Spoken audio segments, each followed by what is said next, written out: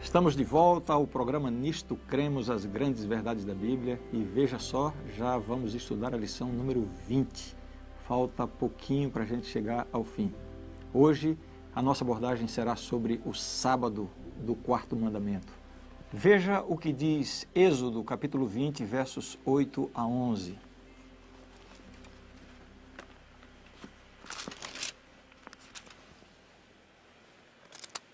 Aqui está o relato dentro dos 10 mandamentos.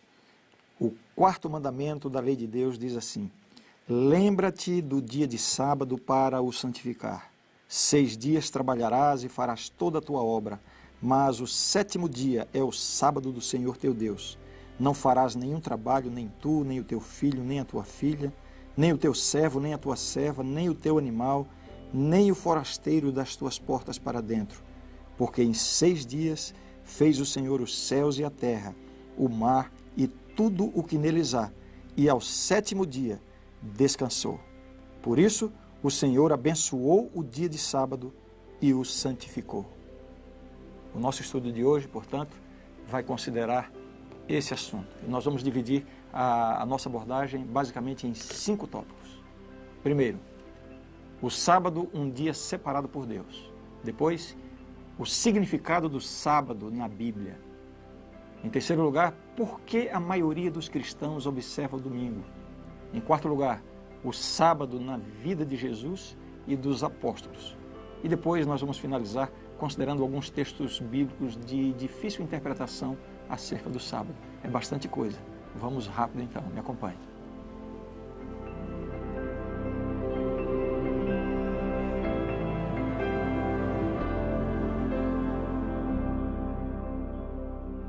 Então, o primeiro tópico do nosso estudo de hoje é exatamente este: o sábado, um dia separado por Deus. Vamos ver como foi que Deus separou esse dia de maneira especial. Gênesis capítulo 2, versos 1 a 3, o relato da semana da criação.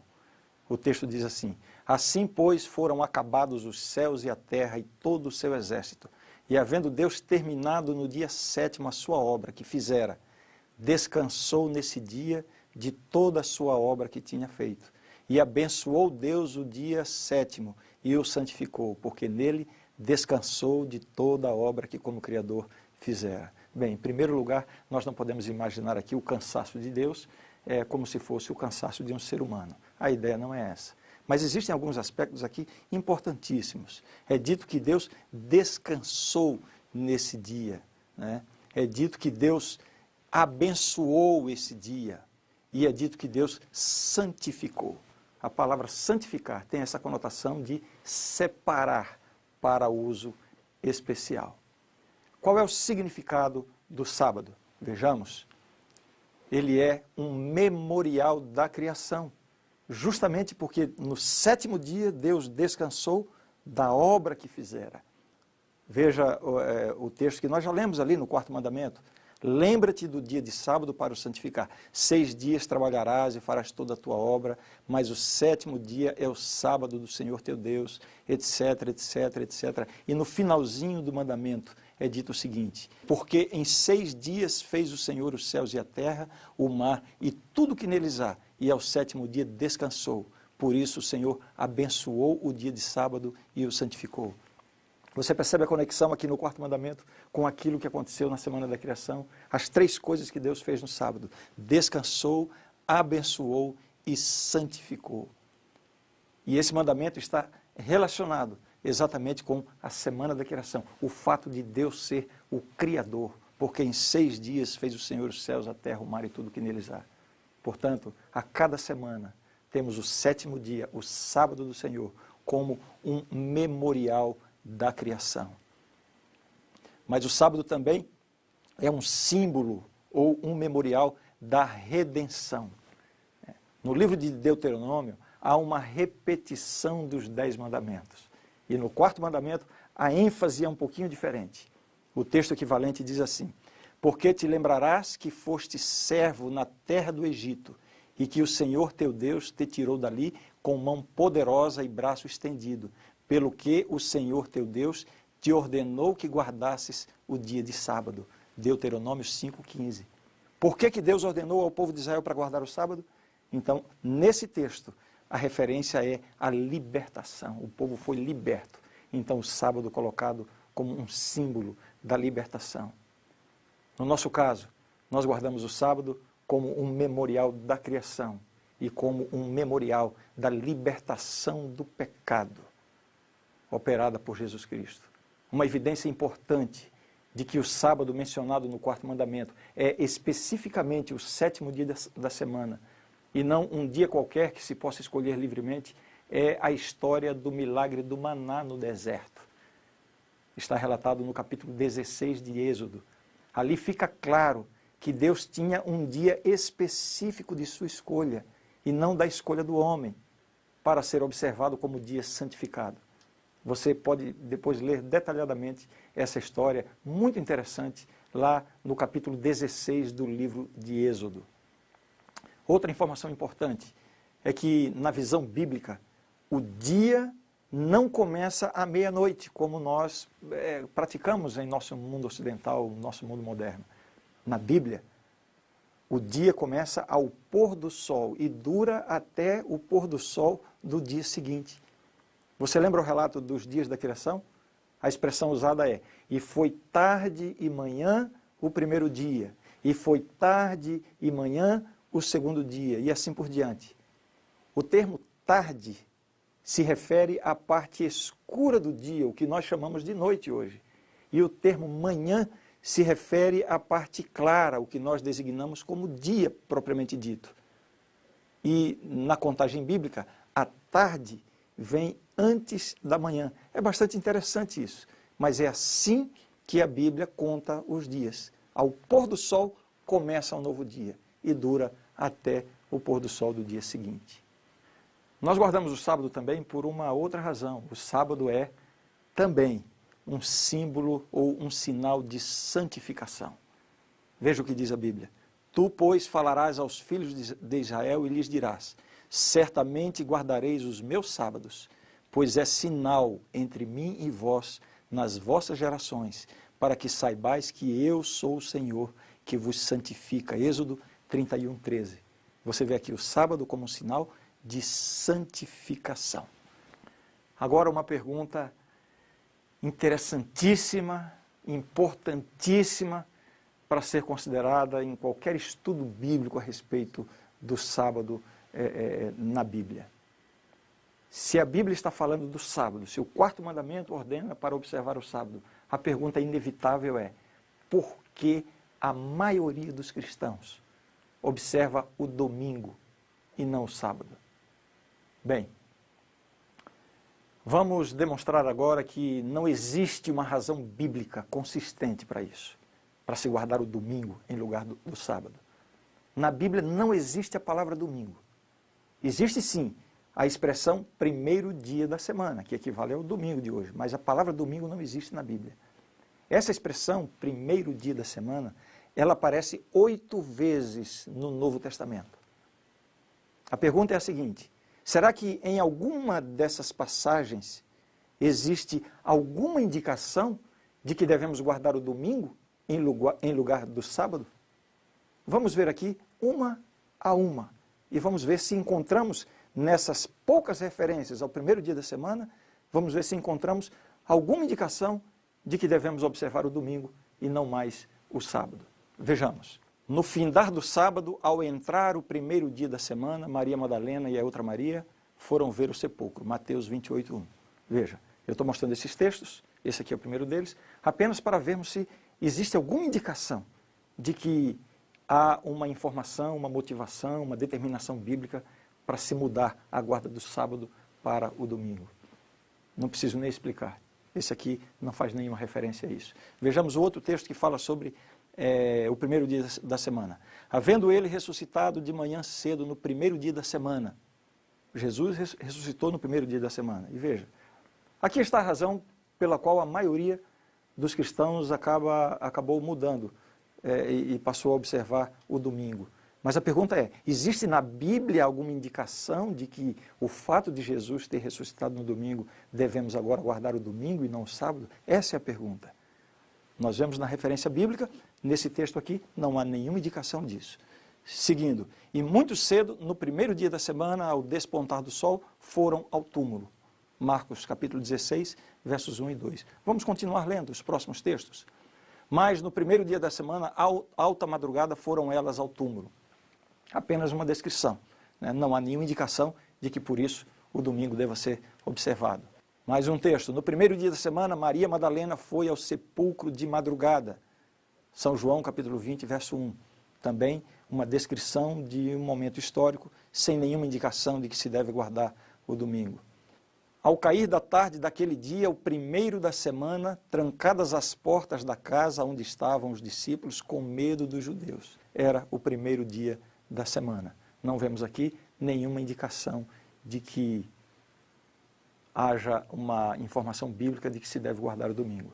O outro texto que fala sobre o primeiro dia da semana é este de Atos capítulo 20, verso 7. No primeiro dia da semana, estando nós reunidos com o fim de partir o pão.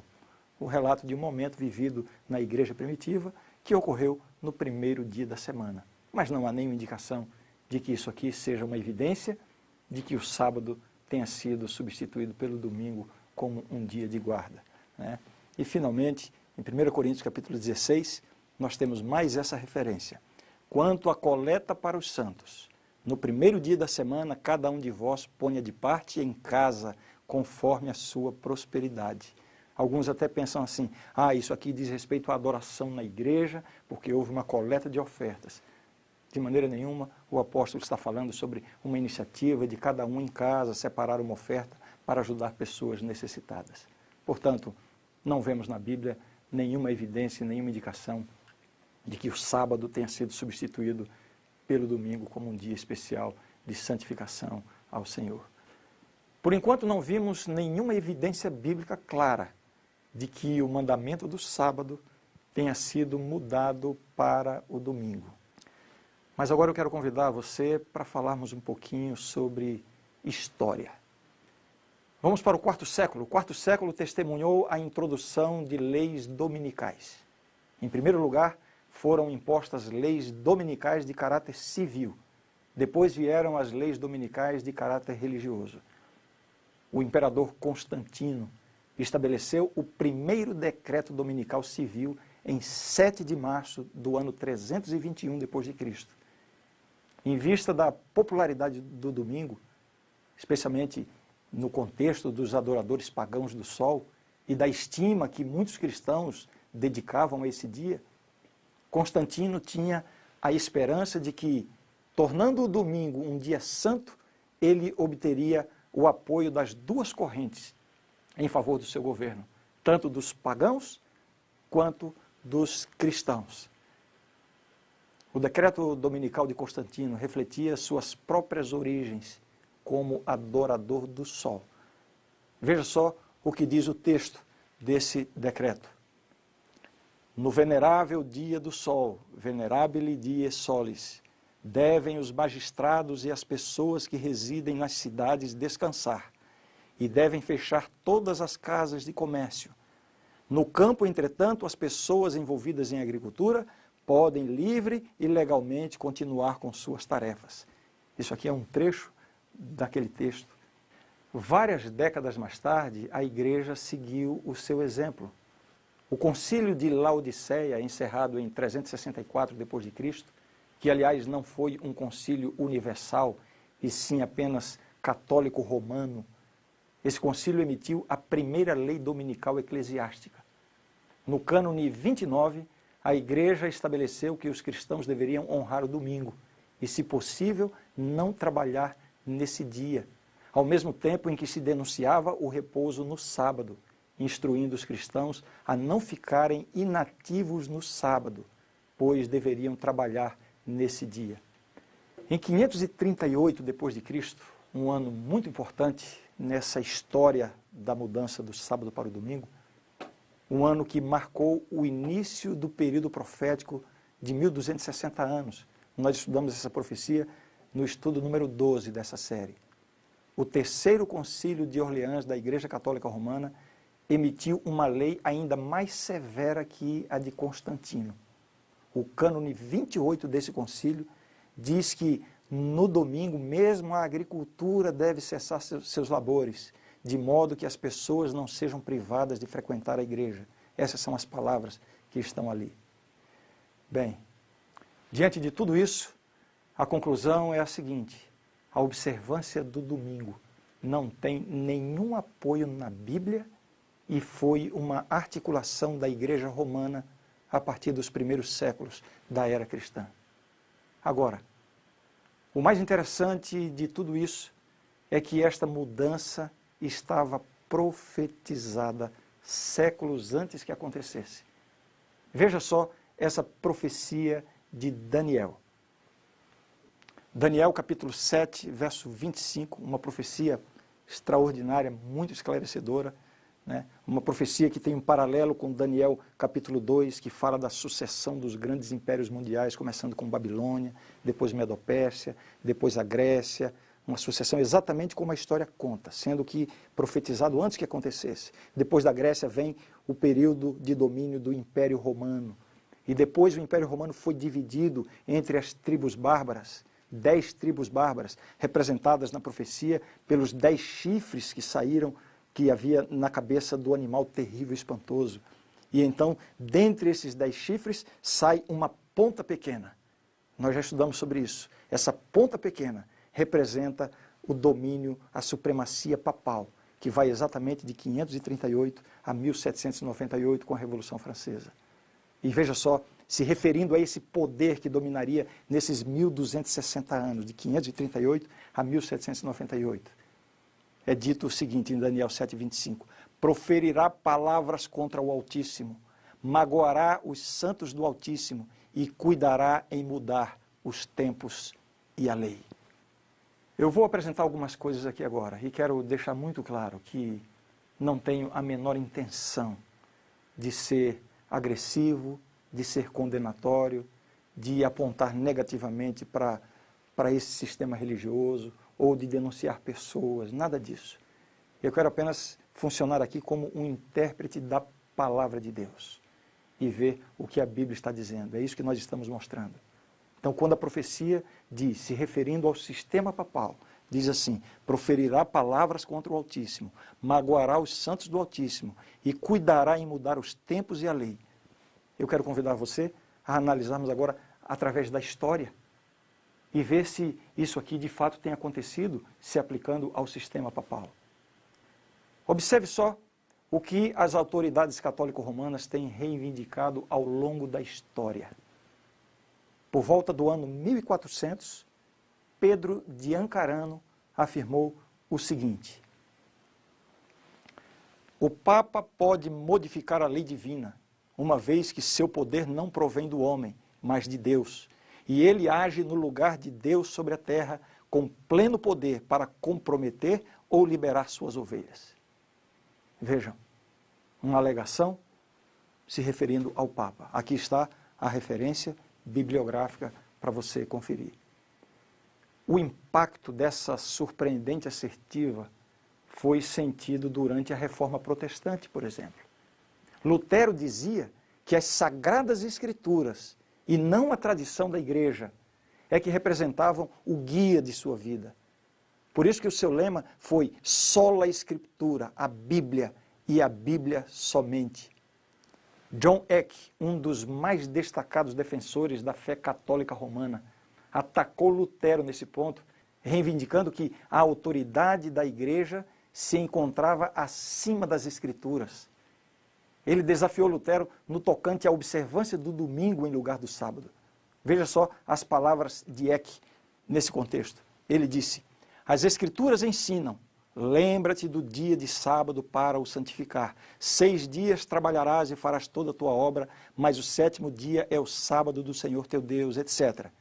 Entretanto, a Igreja mudou o sábado para o domingo, com base em sua própria autoridade. E para isto você, Lutero, não tem Escritura. Você percebe qual a origem, a verdadeira fonte da mudança do sábado para o domingo como um dia santificado? Por ocasião do Concílio de Trento, de 1545 a 1546, convocado pelo Papa, com a finalidade de conter o protestantismo, Gaspare de Fosso, arcebispo de Régio, trouxe novamente esse assunto à tona. E ele disse o seguinte, vejam só: os preceitos legais das Escrituras, ensinados pelo Senhor, cessaram em virtude da mesma autoridade da Igreja. O sábado, o mais glorioso dia da lei, foi modificado para o dia do Senhor. Estes e outros assuntos similares não cessaram em virtude dos ensinamentos de Cristo, pois ele declarou que não veio para destruir a lei, e sim para cumpri-la, mas foram modificados pela autoridade da Igreja. Aí eu me lembro da profecia de Daniel: proferirá palavras contra o Altíssimo e cuidará em mudar os tempos e a lei.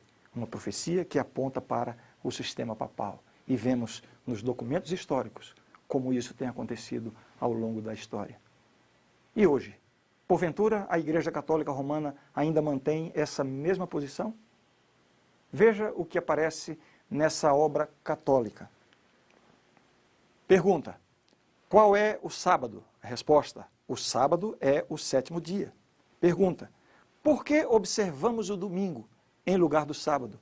Resposta: observamos o domingo em lugar do sábado porque a Igreja Católica transferiu a solenidade do sábado para o domingo. Não há uma indicação bíblica de que haja havido essa transferência.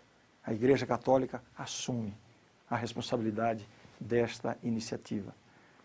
Em seu best-seller, The Faith of Millions, publicado em 1974, o erudito católico romano John O'Brien chegou a esta constrangedora conclusão. Vejam só o que ele escreveu e trouxe e tem trazido certo constrangimento no meio protestante. Ele diz assim: uma vez que o sábado e não o domingo é especificado na Bíblia, não é curioso que os não católicos, que professam obter sua religião diretamente da Bíblia e não da Igreja, observem o domingo em lugar do sábado? Sim, efetivamente isto é incoerente. O costume da observância do domingo, diz ele, repousa sobre a autoridade da Igreja Católica e não sobre um texto explícito da Bíblia. Esta observância permanece, vejam só o que ele diz, esta observância permanece como uma lembrança da Igreja-mãe, da qual as seitas não católicas se originaram, tal como um garoto que foge de casa, mas ainda carrega em seu bolso uma fotografia da mãe ou uma mecha de seus cabelos. Ele está aqui ironizando. Igrejas não católicas que afirmam que baseiam as suas doutrinas na Bíblia. Mas se na Bíblia não há uma indicação de que é para guardar o domingo, de onde vem a ideia de guardar o domingo? Da Igreja Católica. Então são igrejas que saíram da Igreja Católica, tal como uma criança que se afasta da mãe, mas leva algo que mantém ligado à observância do domingo. Quem adota essa mudança está, de alguma forma, consciente ou inconscientemente, se submetendo à autoridade da mãe. E tudo isso estava profetizado por Daniel, e cuidará em mudar os tempos e a lei. Vejamos agora o que a Bíblia menciona sobre o sábado na vida de Jesus e dos apóstolos. Vamos fazer isso rapidamente, você poderá depois consultar em detalhes os textos bíblicos. Jesus disse: não penseis que vim revogar a lei e os profetas, não vim para revogar, vim para cumprir. Porque em verdade vos digo, até que o céu e a terra passem, nem um i ou um tio jamais passará da lei, até que tudo se cumpra. E a lei diz: lembra-te do dia do sábado. Jesus está dizendo: eu não vim mudar a lei. Vejamos mais. Indo para Nazaré, onde fora criado, entrou no sábado na sinagoga, segundo o seu costume, e levantou-se para ler. Uma outra passagem ainda sobre Jesus e o sábado. Era o dia da preparação, e começava o sábado. As mulheres que tinham vindo da Galiléia com Jesus, seguindo, viram o túmulo e como o corpo fora ali depositado. Então se retiraram para preparar aromas e bálsamos, e no sábado descansaram segundo o mandamento. Mas no primeiro dia da semana, alta madrugada, foram elas ao túmulo, levando os aromas que haviam preparado. Uma outra coisa interessante é que mesmo depois da morte de Jesus, ele sepultado, uma razão tão importante para aquelas mulheres irem ao seu túmulo já no sábado, no dia seguinte à sua morte. Mas o mandamento era tão importante que a melhor forma de honrar o seu mestre não era indo visitá-lo no sábado e transgredir o sábado, era guardar o sábado e deixar para ir no primeiro dia da semana. Um breve comentário sobre as curas de Jesus no dia de sábado. Alguns argumentam que o fato de Jesus ter realizado milagres no sábado seja uma indicação de que ele estava cancelando a exigência da lei para guardar esse dia. Mas isso merece uma consideração um pouco mais atenta. Jesus podia ter restringido seus milagres de cura a outros dias que não o sábado, mas ele não o fez. De fato, os evangelhos parecem dar ênfase especial às curas no sábado, o que provocou controvérsia com os judeus. Por meio dessas curas, Jesus ensinou lições sobre a verdadeira observância do sábado. Mais fundamental ainda, por meio desses milagres, ele chamou a atenção para a sua divindade, a sua unidade com o Pai e a sua obra de salvação. A controvérsia sobre o sábado deu a Jesus oportunidade intensificada para ensinar as verdades vitais concernentes à sua obra de redenção. Assim, as curas no sábado serviram como proclamação da missão de Jesus. As duas curas no sábado relatadas por João são dignas de nota por causa da discussão que provocam e porque são elos numa progressão de acontecimentos afirmativos da missão de Jesus. Quando Jesus curou o coxo do tanque de Betesda e proclamou que tanto ele quanto o Pai trabalhavam, os judeus entenderam isso como uma reivindicação de igualdade com Deus. E ainda mais, procuravam matá-lo. Jesus apresentou então diversos pontos importantes. É interessante você analisar esses textos e você vai descobrir que as curas de Jesus no sábado não foram transgressão do sábado, e sim uma afirmação do ministério e da missão de Jesus. Vejamos agora alguns textos sobre o apóstolo Paulo e o sábado. Paulo e o sábado. Mas eles, atravessando de Perge para Antioquia da Pisídia, indo num sábado à sinagoga, assentaram-se. Ao saírem eles, rogaram-lhes que no sábado seguinte lhes falassem estas mesmas palavras. No sábado seguinte, afluiu quase toda a cidade para ouvir a palavra de Deus. Atos capítulo 13, versos 14, 42 e 44. Vejamos mais referências. No sábado saímos da cidade para junto do rio, onde nos pareceu haver um lugar de oração. E assentando-nos, falamos às mulheres que para ali tinham concorrido. Atos 16, 13. E note o seguinte, alguns tentam argumentar que Paulo ia à sinagoga no sábado simplesmente porque era um costume judaico. Mas veja, isso aconteceu em um lugar onde não havia sinagoga e quase meio século depois da morte de Jesus. Portanto, fica claro que era uma prática de fé, não de tradição, uma prática de fé, de obediência da igreja primitiva, observar o sábado como um dia separado por Deus. Agora precisamos tratar de pelo menos alguns textos bíblicos que são usados por algumas pessoas para defender a ideia de que não precisamos mais guardar o sábado segundo o mandamento da lei de Deus. Vejamos alguns deles, talvez os mais importantes. Aqui está, São Marcos 2, 27 e 28. E acrescentou, o sábado foi estabelecido por causa do homem, e não o homem por causa do sábado. De sorte que o Filho do Homem é Senhor também do sábado. Palavras do próprio Jesus. Estaria esse texto insinuando que o sábado não precisa mais ser observado como dia de repouso? Não faz nenhum sentido pensar assim. O que Jesus está dizendo é simplesmente que Deus é o Criador do ser humano e, em seu amor e cuidado por suas criaturas, Ele reservou um tempo para que o homem tivesse oportunidade de uma comunhão especial com o Criador, para o seu desenvolvimento físico, moral e espiritual. Ele sabia que a tendência humana seria de se envolver tanto nos afazeres do dia a dia que facilmente negligenciaria esse tempo de refrigério espiritual. É nesse sentido que deve ser compreendida essa declaração. O sábado foi estabelecido por causa do homem, e não o homem por causa do sábado. Além desse texto que nós acabamos de ler, existem alguns outros que dizem respeito à lei de Deus e que são usados para defender a ideia de que Deus teria abolido a sua lei, e isso comprometeria essa ideia de continuar guardando o sábado. mas nós já analisamos a maioria desses textos no estudo número 19 sobre a lei de Deus, que inclusive envolve a questão do quarto mandamento. Eu convido você, para se aprofundar nessa questão, voltar ao estudo 19 com bastante atenção. Agora, uma coisa importante de lembrarmos é de que quando a Bíblia usa a palavra sábado, essa palavra ela pode ter dois sentidos, ou seja, existem na Bíblia dois tipos de sábado.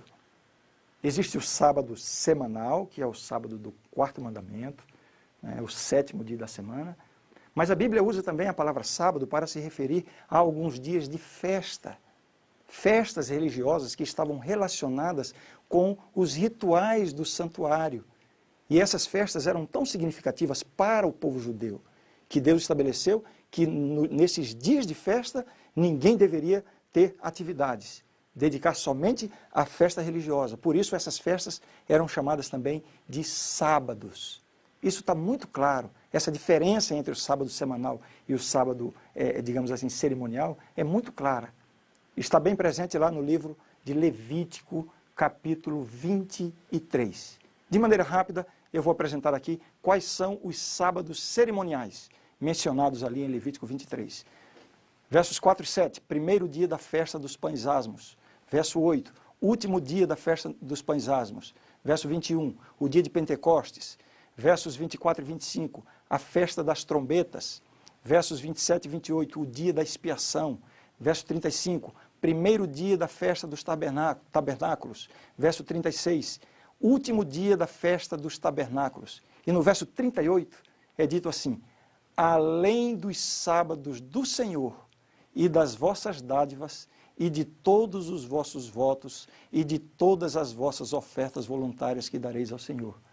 Então, um conjunto aqui de vários sábados festivos, cerimoniais, que não eram necessariamente o 7º dia da semana, ocasionalmente caía no 7º dia, e nesse caso era chamado de o grande sábado, e a passagem diz, além dos sábados do Senhor. Uma diferença muito clara entre o sábado semanal e o sábado cerimonial. Eu preciso comentar ainda sobre um texto aparentemente difícil com relação à observância do sábado no Novo Testamento. Esse texto é Hebreus capítulo 4, versos 9 e 10. Portanto, resta um repouso para o povo de Deus, porque aquele que entrou no descanso de Deus, também ele mesmo descansou de suas obras, como Deus das suas.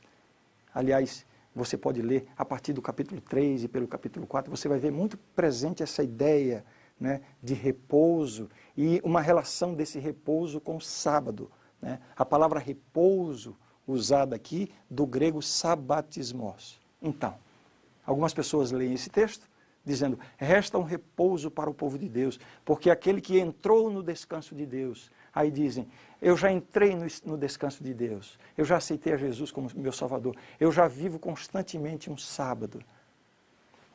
Duas palavras importantes são usadas aqui nesse texto, repouso e descanso, como nós estamos vendo. Eu já falei, a palavra repouso é a tradução do grego sabatismos, que significa repouso sabático.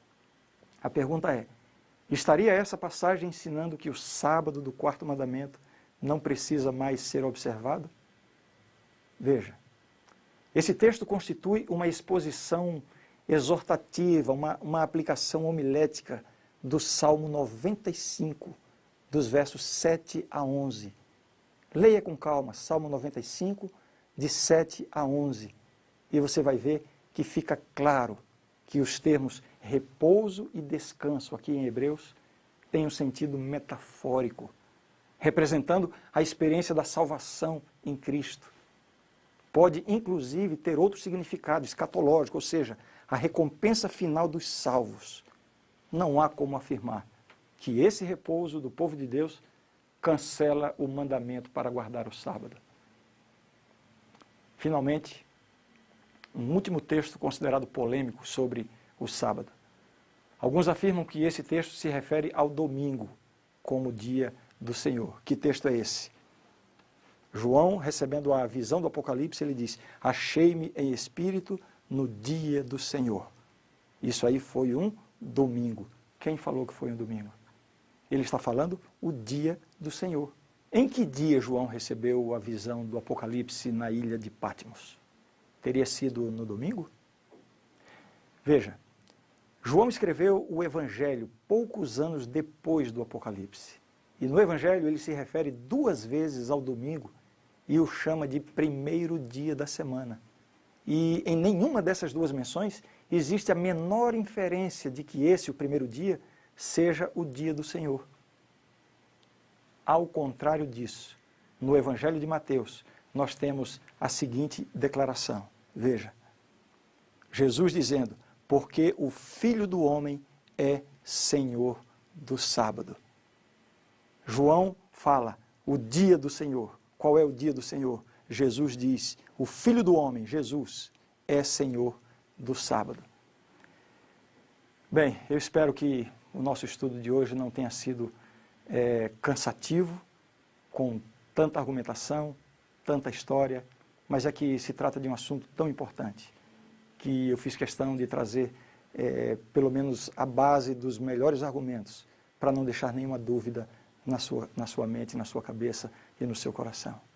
Eu sei que essa informação a respeito do sábado, a importância do sábado, de acordo com a Bíblia, ela talvez seja uma novidade para você.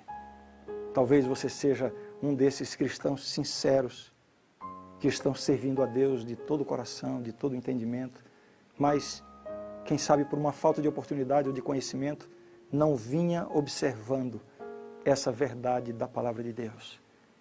Eu não sei como é que você está se sentindo agora. Talvez você esteja se sentindo assustado, preocupado. É provável que você esteja com algumas dúvidas ainda. Você terá a oportunidade de rever tudo o que foi falado aqui, voltar o vídeo, assistir tudo, conferir na Bíblia, conferir na história, nas referências bibliográficas. Mas uma coisa eu quero dizer para você. No momento em que o Espírito Santo ajudar você a entender esse assunto e você compreender que isso aqui, de fato, vem da palavra de Deus, eu convido que você tenha a coragem e a iniciativa de tomar a decisão certa ao lado de Deus. É por isso que eu quero dar um exemplo, um bom exemplo bíblico agora. O exemplo dado por Pedro, o apóstolo Pedro, quando ele foi pressionado pelo sumo sacerdote diante do sinédrio para deixar de pregar a Jesus. Vejam as palavras de Pedro. Então Pedro e os demais apóstolos afirmaram, antes importa obedecer a Deus do que aos homens. Atos 5, 29.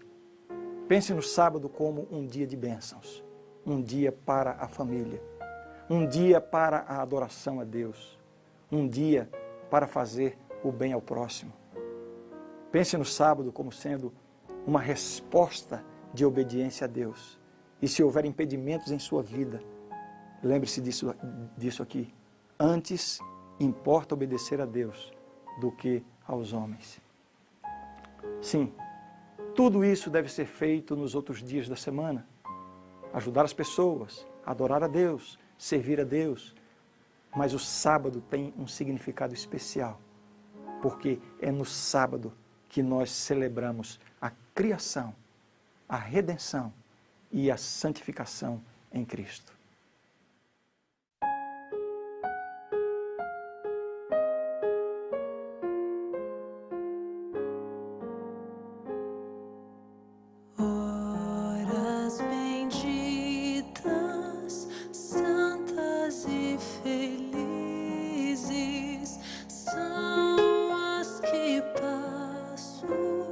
Junto a ti, meu Deus, oh,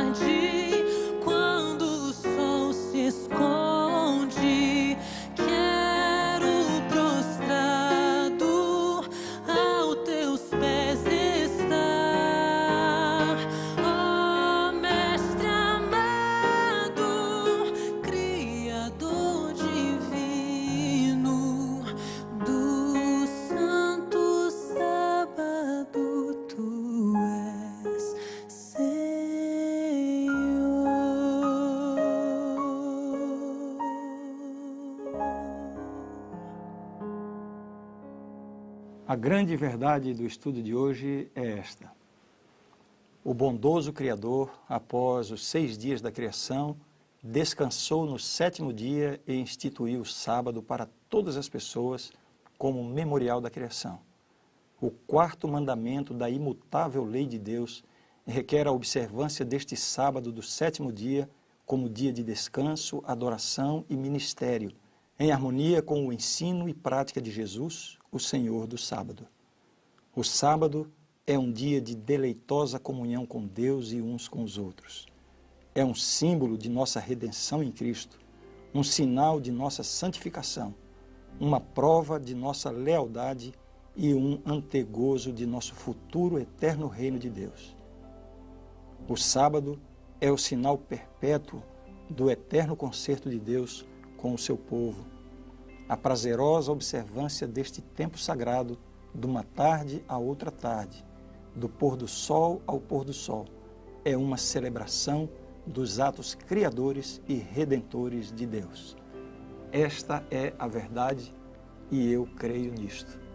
Na próxima lição estudaremos sobre a mordomia cristã. Essa expressão significa o nosso dever na administração das bênçãos de Deus em nossa vida. Um tema importantíssimo, não perca.